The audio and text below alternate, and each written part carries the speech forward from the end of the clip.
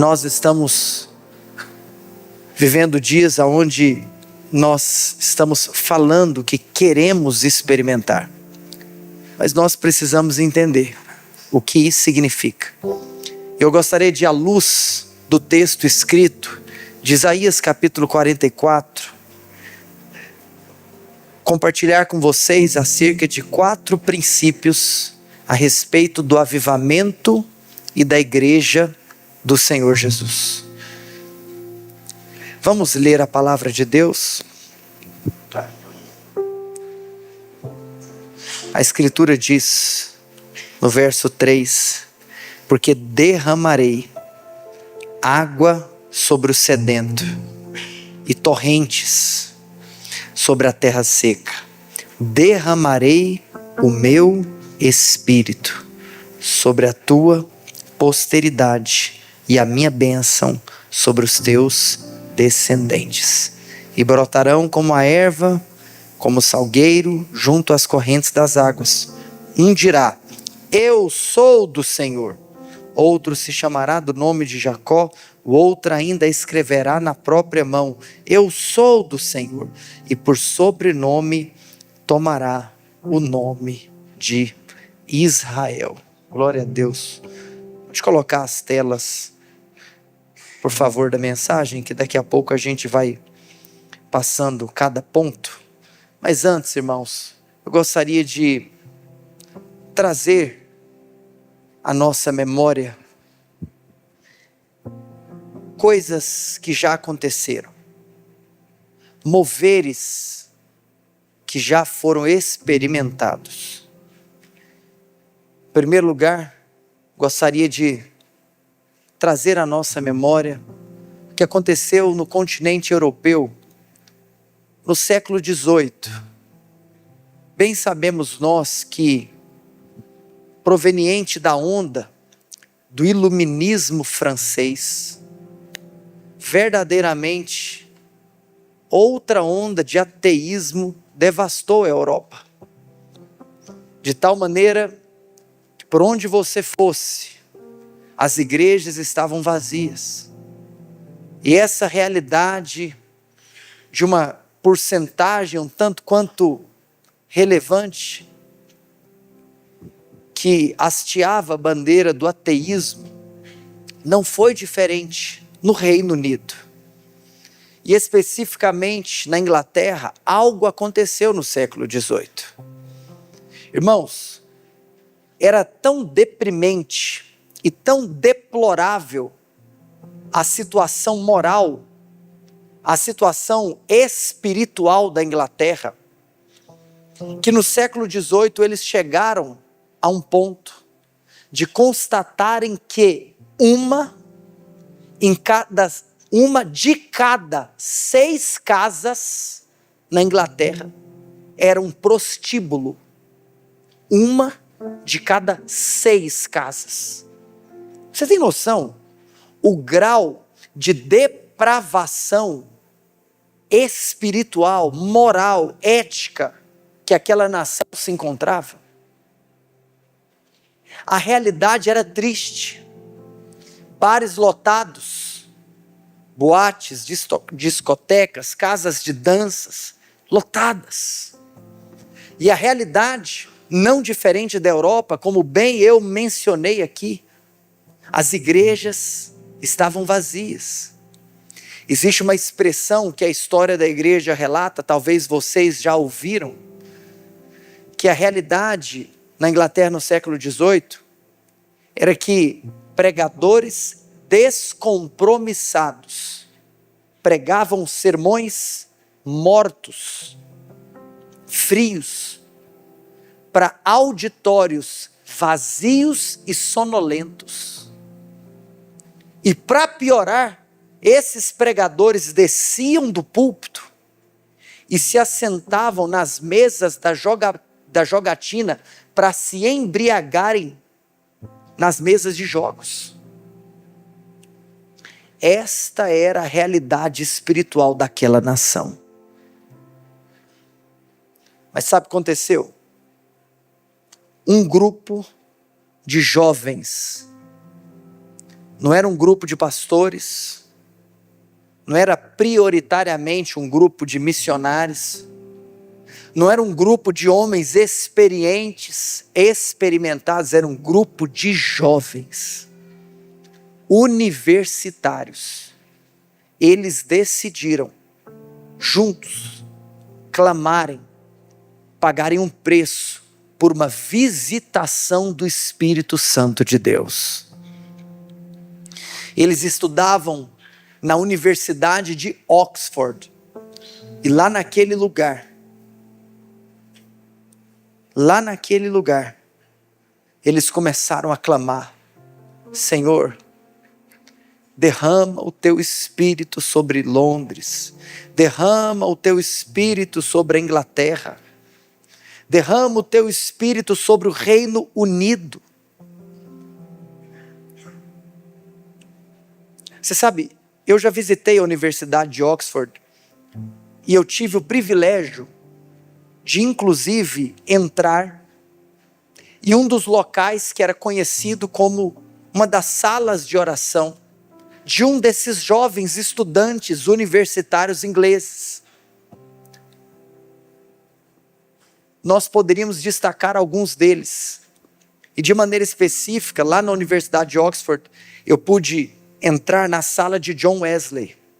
John Wesley era um desses jovens. A história relata que ao lado dele estavam outros, como seu irmão, Charles Wesley, assim como também o seu grande amigo de ministério, George Whitefield. Interessante que a linha doutrinária de John Wesley e de George Whitefield são completamente distintas. Mas mesmo assim, eles estavam buscando pela mesma coisa. E aconteceu que o clamor começou a crescer no coração de Wesley e de Whitefield, e eles começaram a realizar vigílias. E eles começaram a organizar reuniões de oração que entravam pelas madrugadas. Irmãos, eles começaram a ficar tão desesperados por um clamor verdadeiro, de uma visitação do Espírito Santo de Deus, que eles não mediram esforços para continuar noite após noite clamando, de tal maneira que eles clamaram até mesmo na madrugada do dia 31 de dezembro. Gente, o que é dia 31 de dezembro? É noite de virada, é noite de ano novo, é noite de Réveillon. E até mesmo no dia 31 de dezembro, nós estamos aqui no ano de 1734, eles estavam clamando. Mas sabe o que a história relata? Que nessa noite, na noite de Réveillon,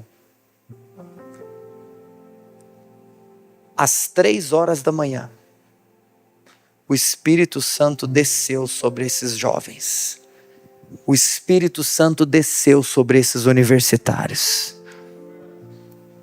E eles saíram de lá empoderados pelo Espírito de Deus para viverem um verdadeiro mover.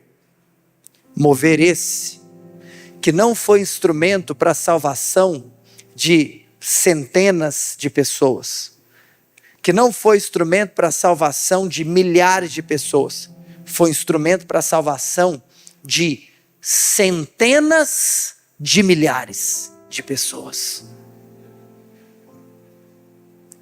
E a lógica se inverteu. Os bares começaram a se esvaziar e as igrejas começaram a se encher. E um grande mover, que depois deu início à igreja metodista, um grande mover, varreu a cidade da Inglaterra.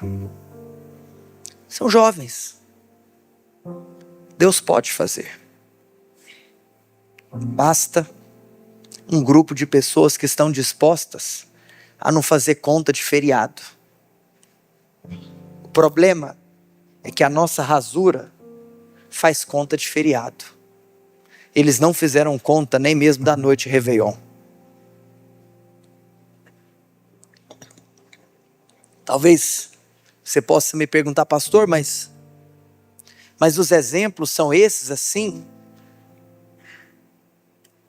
tão distantes, de tantos anos atrás, de séculos atrás. Você sabe que no final do século passado, há pouco mais de 3 décadas atrás, esses dias, a nação romena foi visitada por um avivamento. E interessante que tudo aquilo que a nação experimentou começou com uma pequena igreja com seus totais 80 membros. Pastor, o que estava acontecendo com a Romênia no final do século passado? Bem sabemos nós que a Romênia estava debaixo de um regime ditatorial comunista, opressor, através de Ceausescu, esse ditador que ele oprimia tanto, que alguns relatos chegam a dizer que os romenos precisavam fazer longas filas para tentar comprar 1 litro de leite. E que, se alguém reclamasse, poderia ser morto. E existem relatos que pessoas foram mortas simplesmente por reclamarem na fila para comprar um leite. Mas isso chegou a níveis tão absurdos de manipulação ditatorial, e obviamente que nós reconhecemos em contextos e regimes assim, existe também muita perseguição religiosa, que aconteceu que um dia, esse regime ditatorial começou a perseguir um pastor. O nome dele era Toderic. E essa perseguição chegou no nível que eles então decidiram expulsar Toderic, não apenas da sua casa, mas da sua cidade. A polícia então organizou uma operação para que Toderic fosse expulso da sua cidade. E como eu me referi anteriormente, ele era pastor de mais ou menos 80 irmãos. E quando esses 80 irmãos ouviram falar a respeito dessa tentativa ou dessa imposição de expulsar o pastor Toderic da sua cidade, sabe o que esses irmãos fizeram? Esses irmãos correram para a casa do pastor, chegaram lá na casa do pastor, esses irmãos deram as mãos, de tal maneira que eles, com um grande círculo, eles cercaram a casa do pastor, para que a polícia se sentisse inibida de entrar e de expulsar o pastor Toderic da sua casa. Mas você sabe, em um regime ditatorial a polícia não fica inibida. A polícia então, primeiro deu uma recuada, mas não foi uma recuada por inibição, pelo contrário, eles recuaram para pedir por reforços. Pasme, nesse ínterim, outros irmãos cristãos de outras igrejas começaram a chegar na porta da casa do pastor Toderic. Até que um jovem da igreja batista, ele vai para a casa do pastor Toderic, mas ele teve uma ideia. Ele comprou várias velinhas, e ele decidiu, apenas como um ato simbólico, ele distribuiu uma velinha para cada um daqueles crentes que estavam cercando a casa do pastor Toderic, e eles começaram a acender aquela vela. E eles então estavam fazendo aquele cordão de isolamento. Pastor, mas isso adiantou? No início não adiantou nada. A polícia chegou com reforços e eles começaram a atirar naqueles crentes. E um deles foi baleado na perna. Mas a situação estava tão caótica que ele precisou ser levado às pressas para o hospital, para que ele pudesse salvar a sua vida. E nesse contexto, lá no hospital, ele chegou a ter a sua perna amputada. Abordaram-no então com o seguinte questionamento: você arrependeu de ter feito isso que você fez? Mas sabe o que ele respondeu? Eu não me arrependi. Sabe quem era esse rapaz? Era aquele jovem da igreja batista, que tinha sido o que tinha comprado as velhinhas. E ele falou o seguinte: eu não me arrependi, eu não me arrependo. Porque, para mim, o fato mais marcante não é eu ter perdido a minha perna, é que eu fui o primeiro a acender a vela. Quando algumas pessoas ouviram essa história de que aquele camarada estava no leito da dor, com perna amputada, dizendo que não se arrependia, pois tinha sido o primeiro a acender a vela, a história conta que uma outra jovem, uma moça, da igreja Assembleia de Deus, ficou tão desnorteada com essa história, que ela começou a correr pelas ruas da cidade, gritando: Deus existe! Deus existe! Deus existe! E ela não parava de gritar, e ela gritava ainda mais: liberdade! Liberdade! Liberdade! Irmãos, pasmem. Os gritos daquela jovem assembleiana começaram a ecoar por toda a nação romena. Sabe o que aconteceu? 10 dias depois, repito, 10 dias depois, no dia 25 de dezembro de 1989, mais de 100.000 pessoas estavam na capital da Romênia e se posicionaram contra aquele regime ditatorial de Ceausescu. E Ceausescu foi deposto, e aquela opressão caiu por terra em apenas 10 dias, proveniente de um posicionamento de uma igreja de 80 membros. Nós não temos noção ou ideia do que pode acontecer quando pessoas simplesmente se posicionam e erguem um clamor, seja por justiça ou seja por derramamento do Espírito Santo. Amados, eu pedi para que você abrisse em Isaías 44 e nós lemos o texto juntos. Portanto, a despeito de qualquer realidade, e hoje eu não estou aqui para me deter em uma realidade apenas moral, ética ou política, longe disso, mas eu estou aqui para me deter em uma realidade espiritual. Eu quero te dizer que mesmo diante a tantas atrocidades vividas no Brasil, Deus pode chacoalhar a sua igreja. Deus pode começar uma onda de um novo, verdadeiro e genuíno mover dos céus. Portanto, eu gostaria que antes de você ir para a sua casa ou fazer a sua refeição, eu gostaria que nós entregássemos o nosso jejum hoje com 4 verdades elementares do nosso coração acerca da temática avivamento e a igreja. A primeira verdade é que, como nós lemos no versículo de número 3, a Escritura diz: derramarei o meu Espírito. Em primeiro lugar, hoje eu estou aqui para te dizer que o avivamento é uma promessa de Deus. Deus é quem promete: eu derramarei o meu Espírito. Irmãos, nós precisamos então de entender quem é esse que está nos prometendo. Ele disse: eu irei derramar.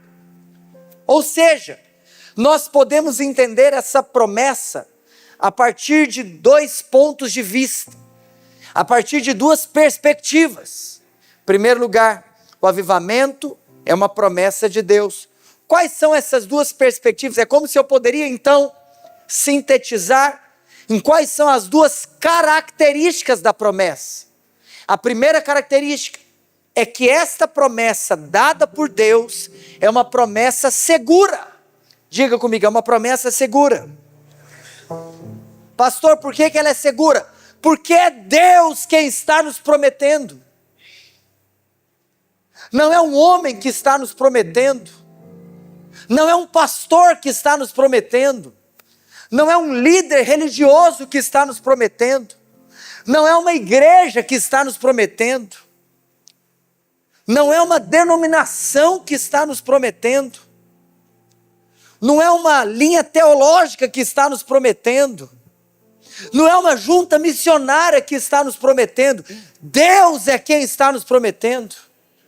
Ele não é homem para mentir. Ele não é filho do homem para se arrepender. Havendo dito Deus, é certo que se cumprirá. E ele diz, eu derramarei o meu espírito. Ninguém pode deter uma igreja cheia do Espírito Santo. Se nós olharmos para a história, quanto mais perseguição, mais crescimento. Quanto mais oposição, mais avanço. Esta é uma promessa segura. Mas a segunda característica da promessa é que, além de ser segura, esta é uma promessa abundante. Aqui diz torrentes. Irmãos, olha que expressão forte. Não é um chuvisco. Não é uma pequena chuva. É uma torrente. Mas não é uma torrente. São torrentes no plural. Ou seja, Deus está nos prometendo coisas grandes. Agora eu vou te contar uma coisa. Muitas vezes, algo que pode nos limitar é nós pensarmos que nós só vamos receber de Deus na medida que nós temos condição de entender. De tal maneira que isso acaba te limitando o que Deus pode fazer. Porque o seu entendimento é limitado, o seu saber é limitado, a sua capacidade é limitada, a sua experiência é limitada. Então não pense você que a medida daquilo que Ele fará está diretamente ligado ao seu entendimento, capacidade ou habilidade. É por isso que o apóstolo Paulo foi tão audacioso, a ponto de fazer uma oração que nós poderíamos afirmar talvez ser uma das orações mais audaciosas da história. E eu me refiro ao capítulo 3 do seu livro de Efésios. É interessante porque, por exemplo, o verso 20, entre nós aqui, o verso 20 todo mundo sabe de cor. Não é verdade? Efésios 3:20. Ora, aquele que é poderoso para fazer infinitamente mais do que tudo aquilo que pedimos ou conforme o seu poder que opera em. Agora, ele está falando que ele é poderoso para fazer infinitamente mais. Infinitamente mais do que? Estou te perguntando, infinitamente mais do que? Vamos olhar para o verso 19. Na realidade, deixa eu ler para você, porque como é só uma citação, não precisa de você abrir, deixa a sua Bíblia aberta em Isaías 44. O verso 19. Vem comigo para nós entendermos a ousadia apostólica. Paulo diz, vou voltar para o 18, a fim de poderes compreender com todos os santos qual é a largura, comprimento, altura e profundidade. Do que, Paulo? Verso 19. E conhecer o amor de Cristo, que excede todo entendimento. Aí, olha o pedidozinho de Paulo. Para que sejais, ou sejamos, tomados. Do que, Paulo, que você quer que nós sejamos tomados? De toda a plenitude de Deus. Espera aqui, Paulo, eu não sei se eu entendi. Você está querendo que nós sejamos tomados de quê? Aí Paulo responde, de toda a plenitude de Deus. Espera aqui, Paulo, você acha que é possível nós sermos tomados da plenitude de Deus? Então, eu estou aqui para te perguntar, qual que é a plenitude de Deus? Deus, o Criador dos céus e da terra, espera aqui, aquele mesmo, que é autoexistente. Ele nunca foi criado, na realidade foi ele que criou a criação. Foi ele que criou a possibilidade de algo ser criado, porque ele é. Ele é o alfa, o ômega, o primeiro, o último, o princípio e o fim. Aquele que era, que é e que há de vir. Ele é no presente, ele é no passado, ele é no futuro. E na realidade, para ele não tem a perspectiva, porque ele vê tudo no seu eterno agora. Paulo, você está falando para nós sermos tomados de toda a plenitude daquele que é imenso, daquele que é infinito, daquele que é onisciente, porque sabe de tudo, onipotente, porque pode todas as coisas, e onipresente, porque está em todos os lugares. Paulo, você está falando que nós podemos ser tomados de toda a plenitude daquele que, além de ser o Deus soberano, é o Deus transcendente. Ele é soberano porque ele está acima de tudo, mas ele é transcendente porque ele é maior do que tudo. Agora, para nós entendermos acerca da transcendência divina, nós poderíamos fazer um exercício de tentar entender o tamanho daquilo que ele criou. Vamos pensar no universo criado por Deus. Os estudiosos tentaram medir o universo. E eles chegaram à conclusão que o universo tem 93 bilhões de anos-luz de diâmetro. Tá bom, pastor? Traduz isso aí. Significa que se você quisesse percorrer o universo inteiro, você conseguiria. Mas para você conseguir percorrer o universo inteiro, em primeiro lugar, você precisaria de viajar na velocidade da luz. A velocidade da luz é de 300 mil quilômetros por segundo. Repito, 300 mil quilômetros por segundo. Tudo bem, já estamos na velocidade da luz. Então, quanto tempo nós demoraríamos para ir de uma extremidade a outra? Para irmos de uma extremidade a outra do universo, na velocidade da luz, nós demoraríamos 93 bilhões de anos. Paulo, você está falando que nós podemos ser cheios de toda a plenitude de Deus, que é maior do que tudo isso. Paulo está falando, nós podemos ser cheios de toda a plenitude de Deus. Então, espera aqui. Qual é o limite? Você sabe que às vezes você chega em uma circunstância que você pensa assim que não tem mais limite, não tem mais saída. Ou perdão, não é que você acha que não tem mais limite, é que você acha que você chegou no limite, né? Corrijo, perdão, errata. Chegou no limite, acabou, não tem mais saída. Já que hoje eu estou contando história, no século XIX, deixa eu tomar uma água. Alguém está cansado aqui? 3 pessoas, o resto está. No século XIX, na opinião de alguns, teve uma mulher que chegou no limite das possibilidades. Sabe o que aconteceu? Uma mãe de uma família muito pobre, mas assim, entre nós, pobre de maré de si.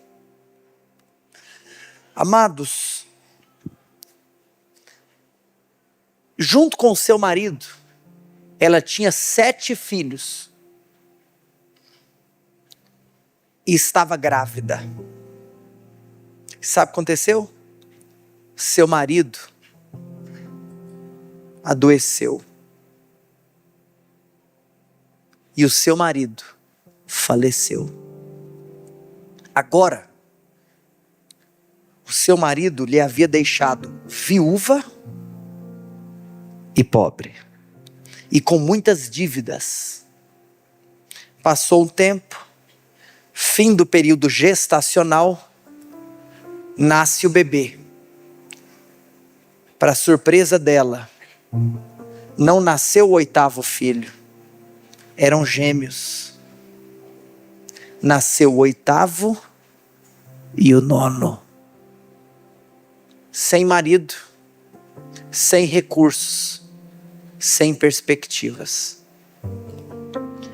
Para completar, alguns credores bateram na porta de sua casa e reivindicaram o pouco que lhe havia sobrado. E aquela mulher, mãe de 9 filhos, perdeu absolutamente tudo. Sabe o que aconteceu? O óbvio. Algumas pessoas viraram para ela e disseram: você precisa de fazer alguma coisa. Você precisa de começar a dar alguns filhos para os outros, porque senão eles vão morrer de fome. Mas aquela mulher disse: eu não vou lançar fora nenhum dos filhos que Deus me deu. E aquela mulher então, pela fé, decidiu cuidar dos 9 filhos. Até que um dia, o seu 5º filho virou para ela, e eles moravam em uma região rural, e disse: mãe, eu acredito que Deus pode me abençoar, e eu vou tentar a vida na cidade. Eu acredito que Deus pode fazer alguma coisa. Mas por mais que ele falou assim, ele não era convertido, mas ele cria na existência de Deus. Ele se muda então para Boston, capital do estado de Massachusetts.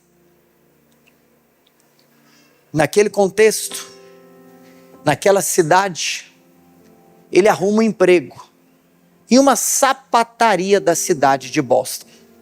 E um dia, lá nessa sapataria, ele recebe a visita de um pastor. E esse pastor prega para ele. E ele converte. E esse pastor o convida para que ele então fosse no culto. E ele começa a frequentar a igreja desse pastor que havia pregado para ele lá na sapataria. E um dos cultos que ele estava participando, assistindo, o pastor estava pregando e o pastor solta uma frase no meio da pregação. Sabe qual foi a frase que esse pastor soltou? O mundo não tem noção do que Deus pode fazer e fará através de apenas um único homem totalmente entregue a Deus. Repito, o pastor disse: o mundo não tem noção do que pode acontecer com aquilo que Deus pode fazer através de uma pessoa totalmente entregue a Ele. O 5º filho daquela mulher, na hora, disse: eu serei esse homem. Aconteceu então que, passado um tempo, ele se torna um pregador. Sabe o que é interessante? Que o ministério dele começou a crescer. O ministério dele começou a avançar e ele começou a percorrer os Estados Unidos pregando a palavra de Deus. Um dia, ele pregava em Chicago.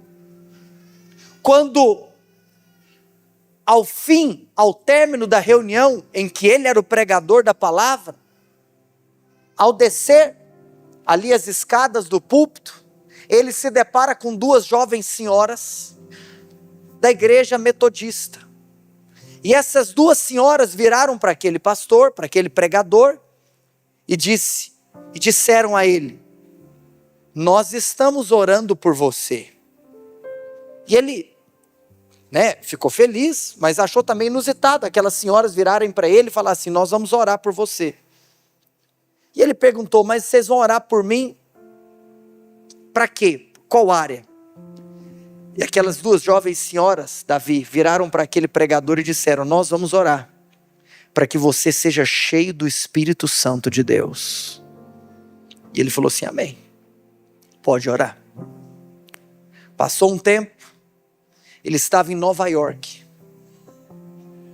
E a história conta que, andando pelas ruas de Wall Street, ele recebeu miraculosamente, repentinamente, uma visitação do Espírito Santo de Deus no meio da rua. Foi algo tão forte que ele saiu correndo para a casa de um amigo. E quando ele chegou na casa desse amigo, ele pediu para entrar em um quarto de visitas que tinha na casa desse amigo para ele ficar sozinho. E a história relata que ele entrou nesse quarto, que ele fechou a porta desse quarto e que ele caiu de joelhos no chão. E ele testemunha que verdadeiras ondas elétricas passavam pelo seu corpo, ajoelhado no quarto da casa do seu amigo em Nova York, depois de ter recebido a informação em Chicago que aquelas duas senhoras oraram para que ele recebesse uma visitação do Espírito Santo. A experiência dele foi tão forte que depois ele conta que ele não trocaria essa experiência por nenhuma outra experiência que a terra poderia oferecer para ele. Mas eu finalizo te contando que, depois que aquele homem saiu daquele quarto, após ter recebido a visitação do Espírito Santo, ele foi instrumento de Deus, diretamente, não indiretamente, diretamente, para a conversão de mais de 500 mil pessoas. 500 mil de pessoas ouviram o Evangelho através da vida desse homem. E o nome do quinto filho daquela viúva pobre era Dwight Lyman Moody, um dos maiores evangelistas e avivalistas que a terra já viu. Em primeiro lugar, o avivamento é uma promessa de Deus. É uma promessa segura e uma promessa abundante. Mas em segundo lugar, o avivamento é uma necessidade da igreja. Você sabe que na palavra de Deus, nós temos muitos símbolos para o Espírito Santo. O símbolo da pomba, o símbolo do vento, o símbolo do fogo, o símbolo do azeite, o símbolo do óleo. Mas aqui nesse texto,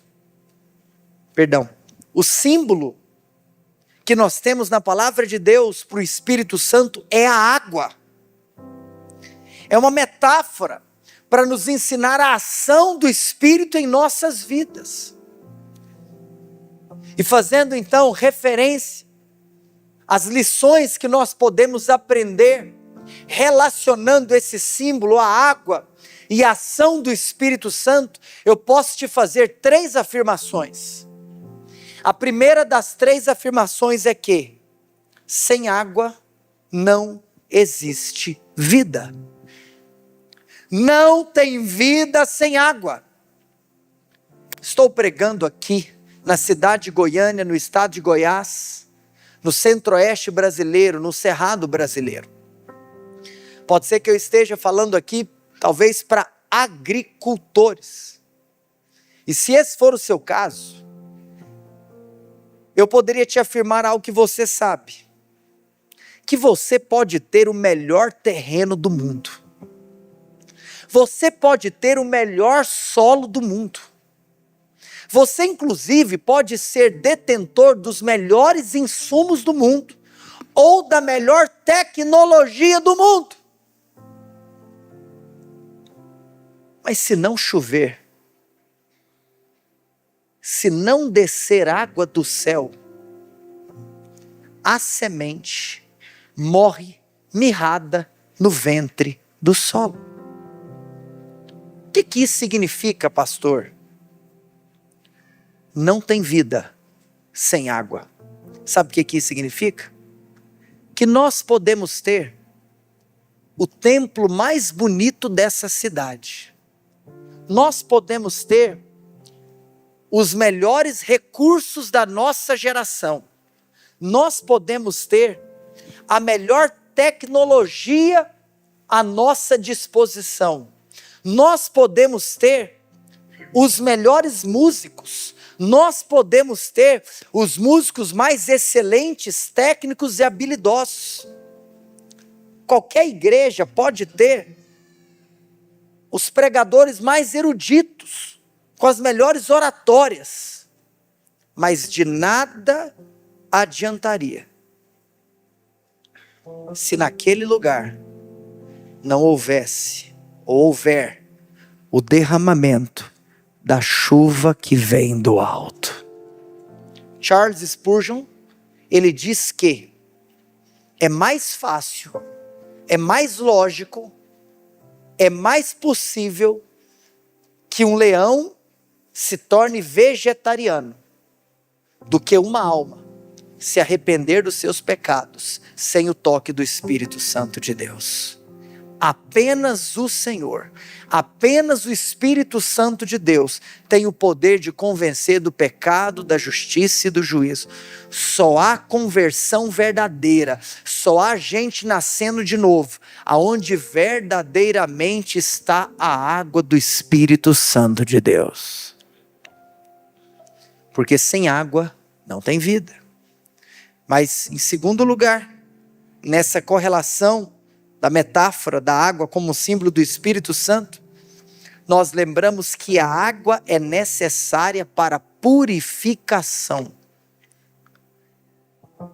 Portanto, sabe, nesse clima pré-conferência, eu quero fazer um alerta para a nossa amada igreja Emaús. A ordem de Deus para nós é aquela já previamente descrita nas Escrituras. Santificai-vos, porque amanhã eu farei maravilhas no meio de vocês. Santifique-se, igreja Emaús, porque Ele quer fazer maravilhas. Irmãos, antes de Elias subir para o Monte Carmelo e clamar para que fogo descesse do céu, ele precisou de lidar com Baal. Sabe o que isso significa? Que não adianta você pedir fogo do céu e Baal ainda estiver no seu caminho. Não adianta você simplesmente trocar Baal de lugar, ou não adianta você simplesmente trocar o nome de Baal. Você sabe, se Baal não for removido, a chuva não cai, o fogo não desce. Mas tem muita gente que fica trocando o nome do pecado. Você fica tentando se enganar simplesmente para cauterizar sua consciência. E aí você fica tentando se convencer. E aí você muda o nome do seu pecado. Não tem vida sem água. Mas a água tem também o trabalho de purificar. E o derramamento do Espírito traz purificação.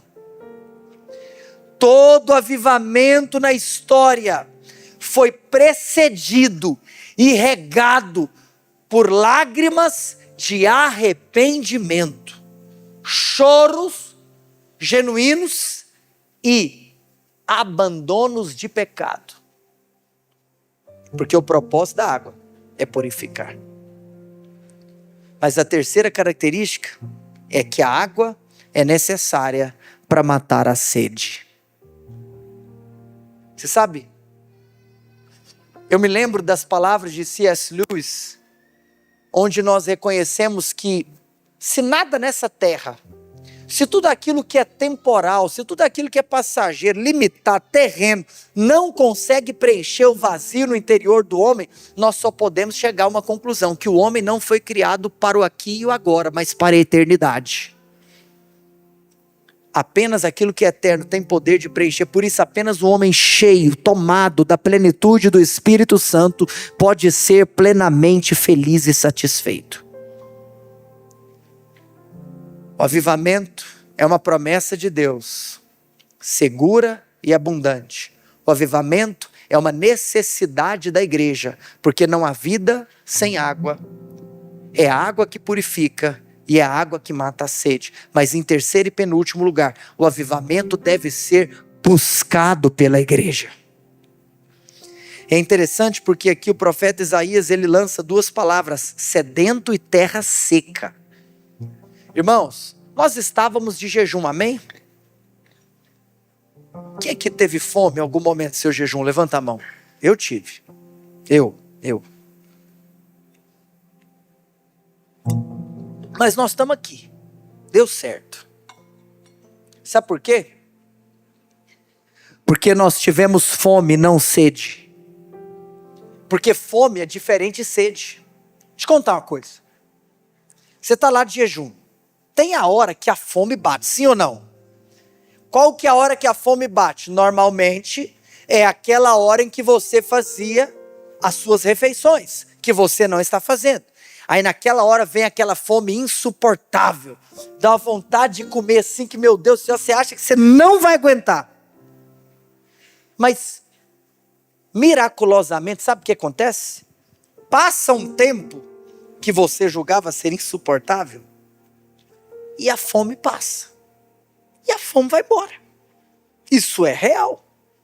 Por exemplo, para aqueles que já tiveram o hábito ou a experiência de fazerem um jejum direto, sem quebra, eu já fiz, você há de concordar comigo uma coisa, que se você ficar só no líquido, quais são os piores dias do jejum? Os primeiros, em especial os 3 primeiros dias, são terríveis. Mas sabe o que é doido? No 4º dia melhora. Por quê? Porque é fome. Você sabe que a Escritura diz que Jesus jejuou, sim ou não? Por quantos dias? Ele ficou 40 dias sem comer. A palavra de Deus fala, e teve fome. A palavra de Deus não fala, e teve fome e sede. A palavra de Deus só fala, teve fome. Por quê? Eu acredito que porque provavelmente Jesus bebia água. Irmãos, como eu disse, sem água não tem vida. Você sabe por quê? Se a fome passa, a sede é implacável. A sede te tortura. Então eu quero te contar uma coisa. O time de adoração pode vir. Você sabe quando que nós vamos experimentar de avivamento? É no dia que a igreja tiver sede de Deus. Porque a sede é implacável. Porque a sede é interminável. Mas a agenda hoje da igreja evangélica, você sabe, entre nós aqui, vamos falar do Brasil, vamos falar dos outros, não. Vamos falar de nós, vamos arrepender por nós. Sabe qual que é a realidade do Brasil? É que as igrejas evangélicas estão lotadas. Amém? Amém por isso? Amém? Mas eu posso abrir meu coração para você? Eu sei por que as igrejas evangélicas estão lotadas. Tem muita coisa boa, mas eu quero destacar um ponto que nós precisamos de arrepender. Não porque isso é errado, mas porque isso tem sido a prioridade, ou a suficiência. Pastor, você está falando do quê? As igrejas evangélicas estão lotadas de pessoas desesperadas atrás das suas bênçãos. O culto da bênção sempre lota. Mas no Brasil, sabe quais são as reuniões de igreja mais vazias do Brasil? As reuniões de oração de cada igreja local.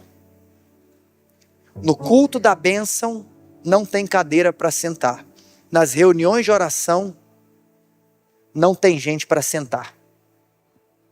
Por quê?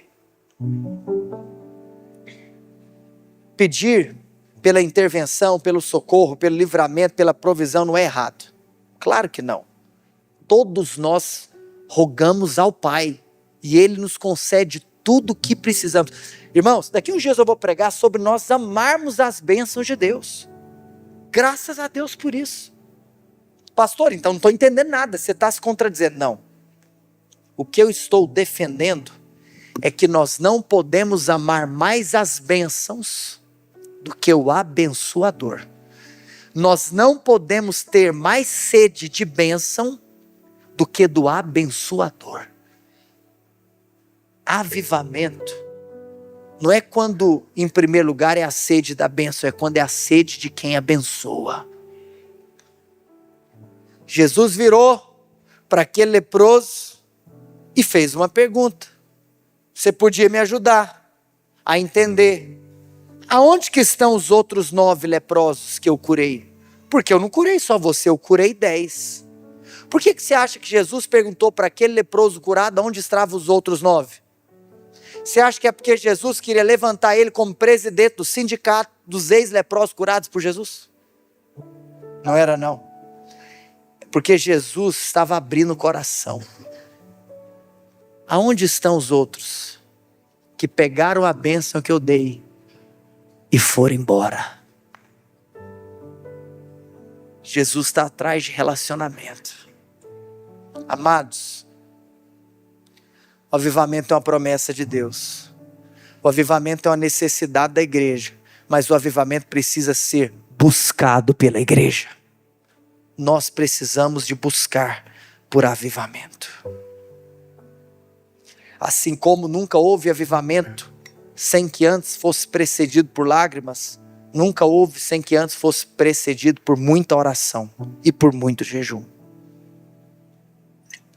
Quarto e último lugar, o avivamento, ele traz resultados extraordinários para a igreja. É uma promessa de Deus, é uma necessidade da igreja, deve ser buscado pela igreja, e ele traz resultados extraordinários. Tempos de avivamento são tempos de grandes colheitas, tempos onde o Espírito derrama a sua chuva, muita colheita nos sobrevém.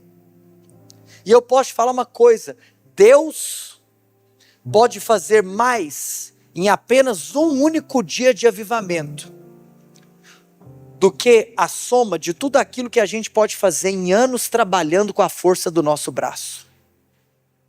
Um dia de avivamento,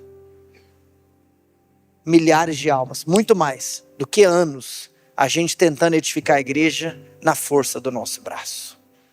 É por isso que nós temos que clamar: Senhor, derrama o teu Espírito. E vamos ler o verso 5 que nós temos aqui. A última consideração: um dirá, eu sou do Senhor.